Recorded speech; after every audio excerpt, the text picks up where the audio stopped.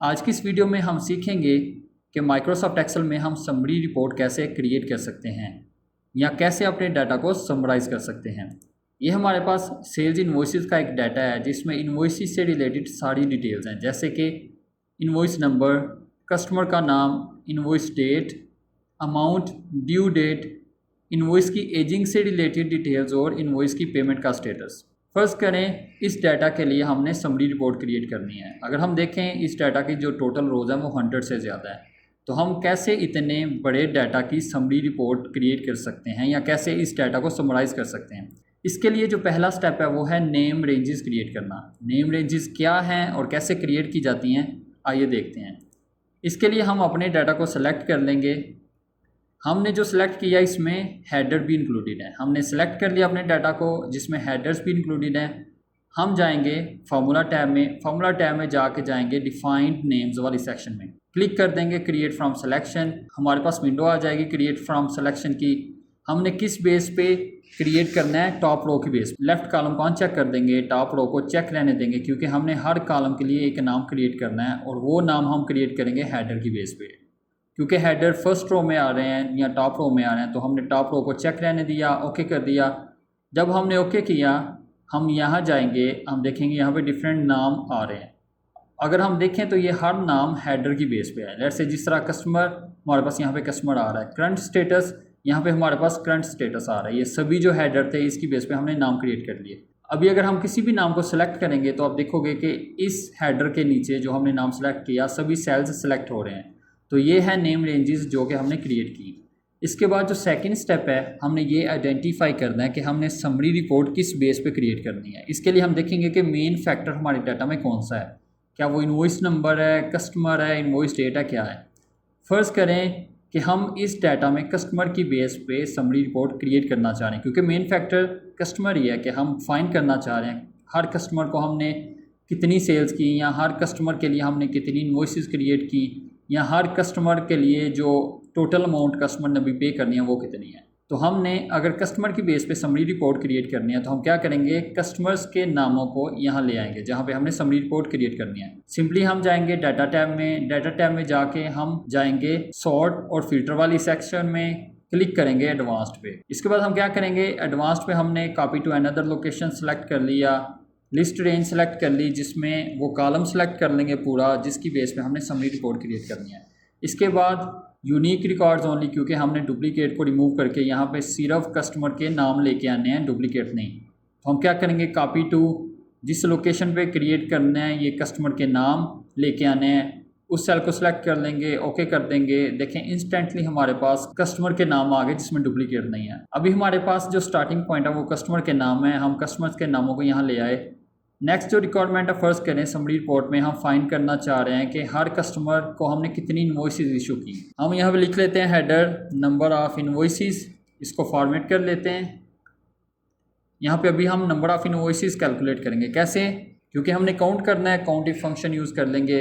Range हम क्या करेंगे, ये जो कॉलम है कस्टमर्स वाला, इसको हम एज ए रेंज चूज़ करेंगे। तो हम क्या करेंगे, रेंज की जगह पे हमने जो नेम रेंज क्रिएट किया था वो लिखेंगे कस्टमर। देखें नीचे नेम रेंज आ गई, इसको चूज़ कर लेंगे। कॉमा क्राइटेरिया क्या है कि इस कॉलम में अगर ये कस्टमर आ रहा हो तो हमने काउंट करना है कि ये कस्टमर कितनी दफ़ा आ रहा है, क्योंकि ऑब्वियसली हर लाइन एक इनवॉइस को रिप्रेजेंट कर रही है जो कि एक कस्टमर के लिए इशू हुई। तो हम क्या करेंगे, रेंज सेलेक्ट कर लिए, कॉलम कस्टमर, इसके बाद क्राइटेरिया, ऑब्वियसली ये पैरेंथेसिस को कर देंगे क्लोज, एंटर कर देंगे। हमने फर्स्ट कस्टमर के लिए 17 इनवॉइसेस इशू की। अगर इस फॉर्मूले को ड्रैग कर दें, हमारे पास आ गया कि हर कस्टमर के लिए हमने कितनी इनवॉइसेस इशू की। इसके बाद हम क्या करेंगे, नेक्स्ट लेट से हम फाइंड करना चाह रहे हैं कि इस सारी डिटेल में से हम ये निकालें कि हर कस्टमर को हमने कितनी सेल्स की। तो हम सिंपली यहाँ पे लिख लेते हैं सेल्स, इसको कर लेते हैं फॉर्मेट। अब यहाँ पे हमने कैलकुलेट करना है या टोटल करना है इन अमाउंट को, इनवॉइसेस की अमाउंट को इस कस्टमर की बेस पे। तो सिंपली हम क्या करेंगे, sum if function open parenthesis, range क्या है इसकी बेस पे हमने फाइंड करना है, राइट। तो हम यहाँ पे कस्टमर लिख लेंगे, नेम रेंजेस में से कस्टमर रेंज आ गई, सेलेक्ट कर लिया। कॉमा क्राइटेरिया क्या है, ये कस्टमर। कॉमा हमने सम क्या करना है, हमने सम करनी है इनवॉइस अमाउंट को, राइट। तो हम यहाँ पे अमाउंट लिखेंगे तो हमारे पास नेम रेंज आ गई, अमाउंट, ये सारा कॉलम सेलेक्ट हो गया। इसको सेलेक्ट करके पैरेंथेसिस क्लोज कर देंगे, एंटर कर देंगे। तो हमने फर्स्ट कस्टमर के लिए 96,183 की सेल की। अगर इसको ड्रैग करें, ये हमारे पास सभी कस्टमर की सेल आ गई। इसको एडजस्ट कर लेते हैं। इसके बाद फ़र्ज़ करें कि हम फाइंड करना चाह रहे हैं टोटल इन्वॉइसेस अनपेड कितनी है, तो हम यहाँ पे लिख लेते हैं अनपेड इन्वॉइसेस। यहाँ हमने काउंट करना है कि हर कस्टमर की कितनी इन्वॉइसेस अभी पे नहीं हुई। तो simply count if function use करेंगे, लेकिन काउंट इफ़ एस फंक्शन, क्योंकि एक से ज़्यादा कंडीशन हम यहाँ पे यूज़ करेंगे। Parenthesis open, criteria range, first जो क्राइटेरिया रेंज है वो कस्टमर, यहाँ पे कस्टमर लिख लेंगे, कॉमा, इसमें हमने कौन सा क्राइटेरिया फाइंड आउट करना है, कस्टमर का नाम, कॉमा। इसके बाद सेकेंड क्राइटेरिया रेंज, इस कॉलम में से हम फाइंड करेंगे इन्वॉइसेस पेड हैं या नहीं पेड। तो यहाँ पे हम लिख लेंगे करंट स्टेटस, नेम रेंज आ गई। इसमें से क्राइटेरिया क्या है, ये क्राइटेरिया अनपेड इनवॉइस। हम सिंपली लिख लेते हैं unpaid, unpaid question mark parenthesis close, क्योंकि यहाँ पे हमने इस कॉलम में से अनपेड को फाइंड करना है। एंटर कर देंगे, हमारे पास आ गया इस फर्स्ट कस्टमर की 14 इनवॉइसेस पे नहीं हुई। अगर इस फॉर्मूले को ड्रैग कर दें नीचे, तो हर कस्टमर की देखें इसकी टोटल 17 इनवॉइसेस हैं, 14 इनवॉइसेस अभी पे नहीं हुई। इस कस्टमर की 11 इनवॉइसेस हैं, 5 इनवॉइसेस अभी पे नहीं हुई। इसी तरह फर्ज करें अगर हम एजिंग बनाना चाह रहे हैं, कि हम फाइंड करना चाह रहे हैं कि कितनी अमाउंट है जो कि ओवर ड्यू है, 120 डेज से ज़्यादा कितनी अमाउंट है हर कस्टमर की जो 91 से 120 डेज ओवर ड्यू है। तो हम क्या करेंगे, सिंपली इसको कर लेंगे कॉपी, इसको कॉपी करके यहाँ पे पेस्ट कर लेंगे। डाटा टैब में जाएंगे, हम जाएंगे रिमूव डुप्लीकेट में, ओके कर देंगे, डुप्लीकेट से रिमूव हो गए। अभी हमने क्या करना है, इसको कॉपी करेंगे, कॉपी करके यहाँ पे पेस्ट कर देंगे, लेकिन ट्रांसपोज, यहाँ पे पेस्ट कर दिया। इसको हम फॉर्मेट कर लेंगे, हमने फॉर्मेट कर लिया। अभी हमने यहाँ पे टोटल करना है कि 120 डेज़ की जो इन्वॉइसेस ओवर ड्यू हैं उनकी अमाउंट कितनी है, 91 से 120 डेज़ इन्वॉइसेस जो ओवर ड्यू हैं उसकी अमाउंट कितनी है हर कस्टमर के लिए। तो हम क्या करेंगे, यहाँ पे फार्मूला यूज़ करेंगे सम इफ एस फंक्शन, क्योंकि हमने ये अमाउंट को सम करना है। सम रेंज, सबसे पहले ये जो रेंज है जो हमने सम करनी है वो सिलेक्ट कर लेंगे। अमाउंट, नेम रेंज आगे, इसको चूज़ कर लिया, अमाउंट कम ऐड कर दिया, criteria range, customer, name range को सिलेक्ट कर लेंगे। इस क्राइटेरिया रेंज में से हमारा क्राइटेरिया क्या है, ये कस्टमर, कम ऐड कर देंगे। क्राइटेरिया रेंज 2 क्या है, एजिंग बकेट, क्योंकि हमने इस कॉलम में से फाइंड करना है जो invoices over 120 days over due है। तो हम क्या करेंगे, एजिंग बकेट यहाँ पे लिख लेंगे, एजिंग बकेट, इसको चूज कर लिया, कामा।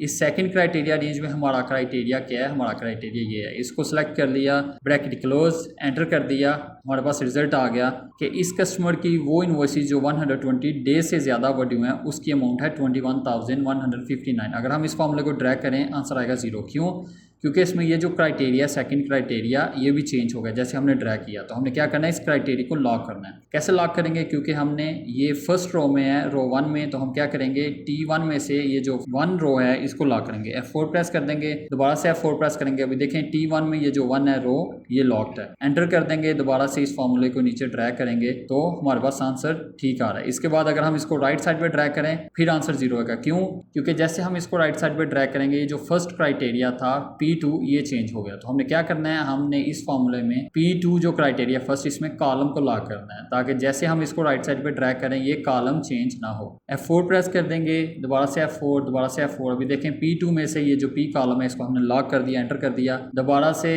इस फॉर्मूले को नीचे ड्रैग करेंगे, इस फॉर्मूले को राइट साइड पे ड्रैग करेंगे, फिगर्स को एडजस्ट करेंगे, तो ये हमारे पास हर कस्टमर की एजिंग भी आ गई। तो हमने क्या किया, हमने इस ह्यूज डाटा को समराइज किया जिसमें हमने फाइंड किया कि हर कस्टमर की जो हमने total invoices, number of invoices issue की वो कितनी है, हर कस्टमर को हमने कितनी सेल की, हर कस्टमर ने जो अभी इनवॉइसेस पे नहीं की वो कितनी हैं, और हमने हर कस्टमर की एजिंग भी क्रिएट की। ये सारी जो समरी रिपोर्ट हमने क्रिएट की, ये हमने क्रिएट की फार्मूलाज को यूज़ करके। समरी रिपोर्ट क्रिएट करने का एक और मेथड भी है जो कि है पाइवोट टेबल को यूज़ करना। हम पाइवोट टेबल को यूज़ करके इस ह्यूज डाटे की समरी रिपोर्ट क्रिएट कर सकते हैं इंस्टेंटली। वो कैसे, हम जाएंगे इंसर्ट टैब में, पाइवोट टेबल में जाएंगे, इस पर क्लिक करेंगे, इस सारे डाटा को कर लेंगे सेलेक्ट, ओके कर देंगे, नई शीट क्रिएट हो जाएगी। अभी नई शीट में हमने अपने डाटा की समरी क्रिएट करनी है। सबसे पहले क्योंकि हमने समरी रिपोर्ट क्रिएट करनी है, कस्टमर की बेस पे कस्टमर को उठा के रोज़ वाले फील्ड में ड्रैग कर देंगे। ये हमारे पास वो कस्टमर आ गए जिनको हमने सेल्स की। अभी हमने क्या करना है, हमने फाइंड करना है कि हर कस्टमर को हमने कितनी इनवॉइसेस इशू की। सिंपली कस्टमर को ही उठा के वैल्यूज़ में ड्रैग कर देंगे, हमारे पास आ जाएगा कि हर कस्टमर को हमने इतनी इनवॉइसेस इशू की। अभी लेट्स से कि हमने फाइंड करना है कि हर कस्टमर को हमने टोटल सेल कितनी की। तो सिंपली अमाउंट को उठा के ड्रॉप कर देंगे, वैल्यूज़ वाली फील्ड में हमारे पास आ जाएगा कि हमने हर कस्टमर को इतनी इतनी सेल्स की। इसके बाद हमने क्या करना है, लेट्स से कि हमने फाइंड करना है कि हर कस्टमर की जो अनपेड इनवॉइसेज हैं वो कितनी है और अनपेड अमाउंट कितनी है। तो हम क्या करेंगे, इनवॉइस का जो स्टेटस है, करंट स्टेटस, इसको उठा के ड्रैग करेंगे फिल्टर्स में, इसको यहाँ से फिल्टर कर लेंगे, सेलेक्ट मल्टीपल आइटम्स, पेड को अनचेक कर देंगे, ओके कर देंगे। हमारे पास इन्फॉर्मेशन अपडेट हो गई कि हर कस्टमर, ये जो कस्टमर्स हैं इनकी unpaid invoices, number of invoices ये हैं और जो अनपेड अमाउंट है वो ये है। इसके अलावा फर्ज करें कि हमने हर कस्टमर की एजिंग बनानी है, वो हम पाइवोट टेबल को यूज करके कैसे बनाएंगे। पहले हम जो ऑलरेडी हमने ड्रैग किए फील्ड्स इनको रिमूव कर देंगे, एजिंग बकेट को ड्रॉप करेंगे कॉलम्स में, अमाउंट को ड्रॉप कर देंगे वैल्यूज में, फिगर्स को एडजस्ट कर लेते हैं और ये हमारे पास हर कस्टमर की एजिंग आ गई जो कि हमने क्रिएट की पाइवोट टेबल को यूज करके। तो दोस्तों ये हैं दो मेथड जो कि हम यूज़ कर सकते हैं अपने ह्यूज डाटा को भी समराइज़ करने के लिए या अपने डाटा से एक समरी रिपोर्ट क्रिएट करने के लिए। उम्मीद है आपको ये वीडियो अच्छी लगी होगी। वीडियो अच्छी लगी तो इस वीडियो को लाइक करना और हमारे चैनल को सब्सक्राइब करना मत भूलिएगा।